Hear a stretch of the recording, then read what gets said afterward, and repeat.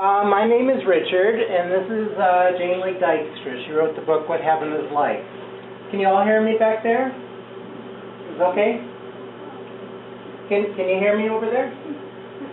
Pretty good? Okay. Well, we'll try to talk as loud as we can. Let us know. Yeah, let us know. We can move in closer. Okay. 6 years ago, Jane broke every bone in her ankle. She totally twisted her foot almost off. All the bones were broken. So, 6 years ago we took her in and we had to have this surgery. And we took her to quite a few specialists before we found one that said, I think I can fix it.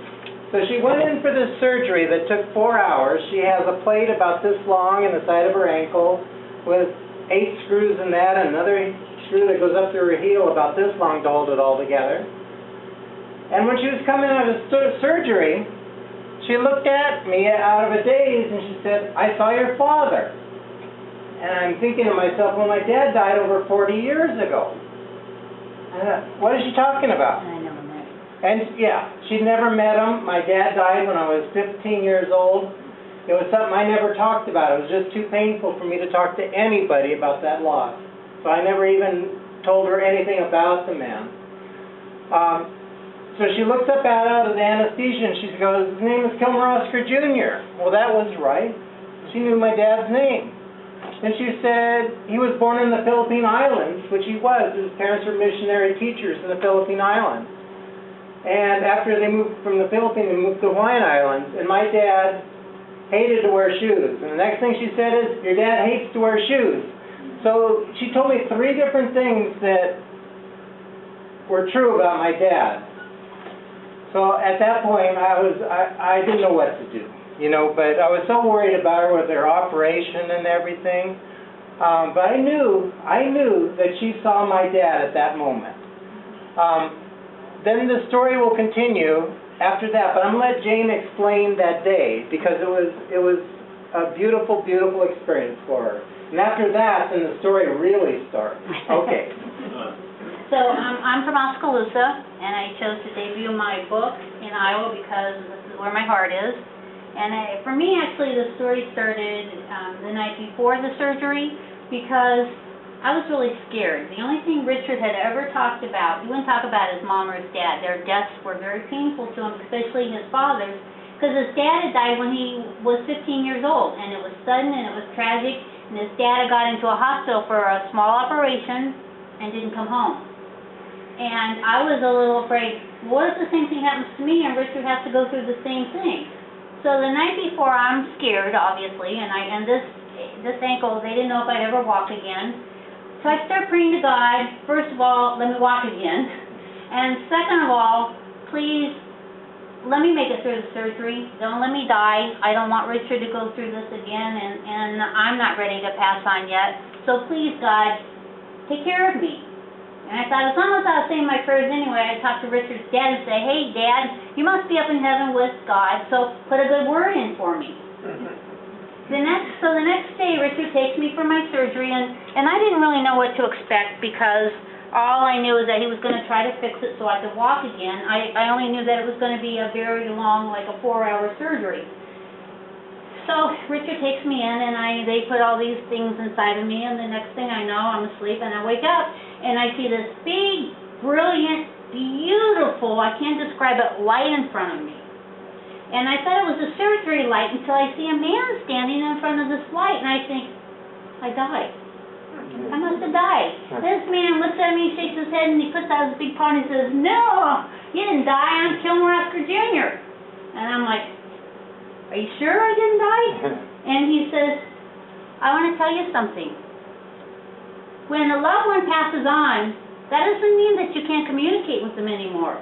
We're always around you. And I want you to go back and tell my son, I've been tapping on his shoulder trying to tell him I'm okay for 44 years. And because he never talked about me, I'm going to tell you some secrets about him so that he will know you really saw me. I said, okay. What? Well, his name is Kilmer Oscar Jr., which Richard had only said, maybe his dad's name, my dad, maybe twice. And then he said I was born in the Philippines. Tell my son that I grew up in Hawaii. and remind him, I hate to wear shoes. Because when you grow up in the Philippines, they all go barefoot. And his idea of getting dressed up and putting on a suit and wearing shoes was flip-flops or thongs. So, and then he also told me that when he did have to wear shoes, he had machine chop, and if he tied them up, or if he had to wear on these, shoes with protective heels and everything, he would not tie up his shoelaces.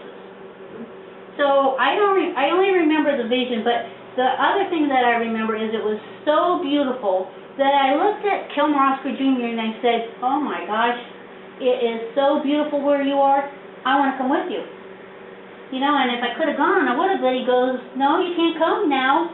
God heard your fears and your prayers last night, and because you opened the door by talking to me, God sent me to you to tell you it's not your time, so you're not going to die. And to tell my Richard, please, I'm trying to talk to him. And then he said, but what I will share with you is, I want you to know how much God loves you, and I want you to feel heaven. He said, this is just a bright light. This isn't heaven. He opens the door maybe a little tiny bit. He says, I can't open it very much because you cannot understand how much God loves you. And he opens this door maybe this much, and inside I could see all these angels trying to peek at me and look at me. And coming out of this door, out of the doors of heaven, is the most amazing feeling of love. I mean, I get goosebumps every time I tell this story. The most amazing feeling of love and goodness and caring, and it just like envelops you. And this rush went from my head to my toes, and I thought, I'm going now, because he only opened it that much. Can you imagine if he opens the whole door? He only opened it barely a little bit, and he says, now you get just an inkling of how much God loves you. And he said, there's more to the story, but I'm going to tell you the rest of it later. So I only remember the vision. I don't remember coming out of anesthesia and telling Richard I saw his dad or anything, but he also tells me that I looked up at the nurse who's wheeling me out of recovery, and I said, you have angels on your shoulders. You have a blue one and a pink one on your shoulders. Richard goes, she just told me details about my dad she could not have possibly known. So I know she saw my dad, and the nurse says, well, we see stuff like this all the time when people come out of surgery. Richard's thinking, well, they might see strange things, all right, but she really did see my dad. So he brings me home from the hospital, and I have a cast chloracta here, and I was in so much pain. They send you home with all these medications and stuff. So they put all these medications on, and Richard's such a great guy. We had a company together at the time, a construction company. He took such good care of me. I couldn't move for 2 months. I was bedridden totally, couldn't get up, couldn't go to the bathroom, couldn't eat, couldn't do anything. And then for another 6 months, I was in a wheelchair. Another 3 months in a walker. I had one just like this. I loved it. And then after that, I had crutches. And finally, they took me to physical therapy to see if I could walk. I know when I took those first steps that I was truly blessed. But also how I was blessed is when Richard brought me home from the hospital that night, I go to sleep, I'm so tired, and there it is again. This big, beautiful, brilliant light. And I think, well, now I died at home. This time I see a different man, and he stands forward and holds out his paw and says, hi, I'm Kilmer Oscar Sr., and he has his arm around another gentleman, and he says, you remember my son? And I looked at him, I said, yeah, I remember you, I want to go with you, it was so beautiful there. And they looked at me and they said, we want you to meet somebody else. And they reach into the clouds here, and they pull out the hand of a woman. This beautiful woman comes out, and she says, I'm Richard's mother. Well, I knew that I was in the midst of angels, and I had died. So I looked at her, and I said, what's everybody doing here? And they said, we want you to tell a story. And what we want you to tell is that heaven isn't someplace way, way, way, way out there.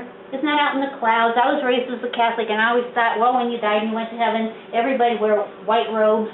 I'm saying this part of your story. I thought everybody wear white robes and walk around carrying a Bible and, saying the prayers all the time. I had no idea what heaven was like. And she says, well, we're going to show you what heaven is like. So she goes on to explain to me that I have an unusual gift, and that I talk in my sleep, and so I tell my stories, my visions, to Richard while I'm sleeping, and he